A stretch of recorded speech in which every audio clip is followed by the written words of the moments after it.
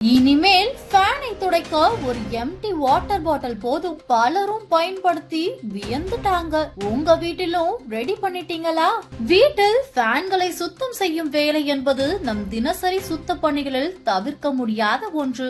ஆனால் அதை செய்யும் போது ஏற்படும் சிரமங்கள் ஏராளம். ஸ்டூல் போட்டு ஏறி ஒவ்வொரு ரக்கையும் கையை நீட்டி துடைப்பது உடலுக்கு சிரமமும் நேர வீணும். சில சமயங்களில் தூசி நம் மீது விழ அறை முழுவதும் தூசி பரப்பிவிடும். இதையெல்லாம் தவிர்க்கும் வகையில் வெறும் ஒரு காலி பிளாஸ்டிக் பாட்டிலில் 30 வினாடிகளில் ஃபேன் தூசியை சுத்தம் செய்யும் அதிசய யுக்தி ஒன்று இணையத்தில் வைரலாக பரவி வருகிறது. இதை பலர் வீட்டில் செய்து பார்வித்து வியக்க துவங்கிவிட்டனர்.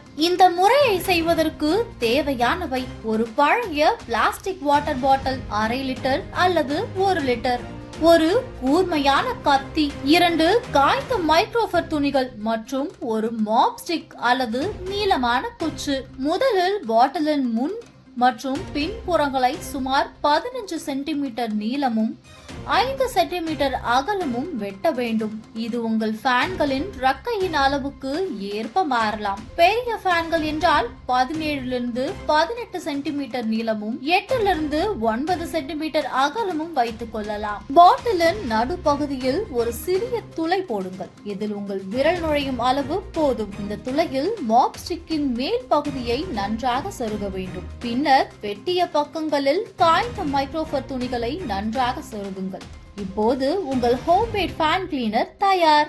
தரையில் நின்றபடியே இந்த சாதனத்தை ஃபேனின் ரெக்கைகளை வைத்து முன்னும் பின்னுமாக இழுத்தால் தூசிகள் அனைத்தும் அழகாக அந்த துணியிலேயே சிக்கிக் கொள்கின்றன. தூசி நம் மீது விழும் பிரச்சனையும் வராது. கீழே ஒரு பழைய துணி அல்லது காகிதம் விரித்திருந்தால் அதிலேயே தூசி விழும். முடிவில் அந்த துணியை எடுத்து எளிதாக சுத்தம் செய்து மீண்டும் பயன்படுத்தலாம். முதலில் உலர்ந்த துணியால் துடைத்து பிறகு தேவையெனில் அதையே சற்று ஈரமாக செய்து மறுமுறையும் துடைத்தால் ஃபேன் பளிச்சென மின்னும். இந்த முறை செலவில்லாமல் நேரம் வீணாவதில்லை, உடல் சிரமப்படுவதும் இல்லை. வீட்டில் அனைவரும் முயற்சி செய்து பார்ப்பதற்கேற்ப மிகவும் எளிய பயனுள்ள யுக்தியாக இது உள்ளது.